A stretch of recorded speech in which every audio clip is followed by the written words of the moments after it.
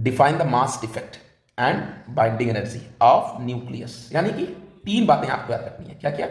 आपको mass defect चाहिए, second binding energy चाहिए, राइट, और थर्ड मैटर जो आपको चाहिए, ये दोनों चीजें किसके बारे में चाहिए? न्यूक्लियस के बारे में।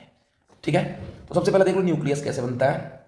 देखो किसी भी एटम में न्यूक्लियस के अंदर प्रोटॉन और न्यूट्रॉन्स होते हैं। ठीक है, प्रोटॉन्स एंड न्यूट्रॉन्स, और बाहर इलेक्ट्रॉन्स रिवॉल्विंग करते हैं। ठीक है, अब बात आती है मास डिफेक्ट की।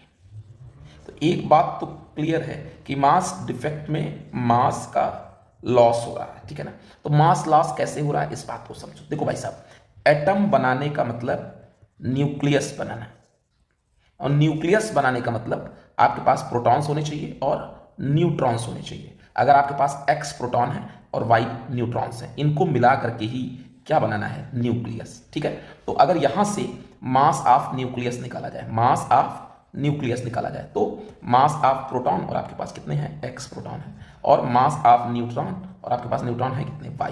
इस तरीके से आपने मास ऑफ न्यूक्लियस निकाला प्रोटॉन और न्यूट्रॉन के थ्रू। ठीक है, अब एक तरीका तो ये है। सेकंड क्या है कि आप सीधे सीधे आप न्यूक्लियस को उठाओ और आप उसको वेट कर लो। ठीक है, पूरे न्यूक्लियस को सीधे वेट कर लो, तो डायरेक्ट आपने जो मास ऑफ न्यूक्लियस निकाला, ये डायरेक्ट निकाला बच्चे, मास ऑफ न्यूक्लियस। डन। तो आप पाओगे कि जो डायरेक्ट आपने मास ऑफ न्यूक्लियस निकाला है, सीधे न्यूक्लियस को ही वेट कर लिया, वो हमेशा कम रहता है इस तरीके से जब आप निकालते हो प्रोटॉन और न्यूट्रॉन इंडिविजुअल से।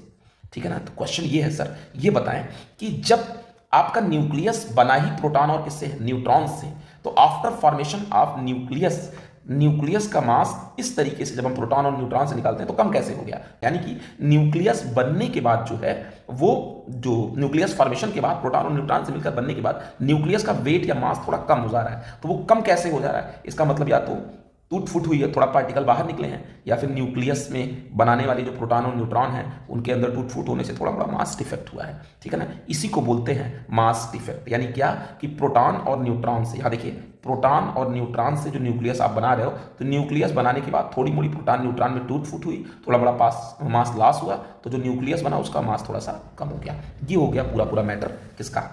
मास डिफेक्ट का। समझ गए होगे उम्मीद करता हूं। आपने मास ऑफ क्या निकाला था? न्यूक्लियस। किसके बेसिस पर? प्रोटॉन और न्यूट्रॉन।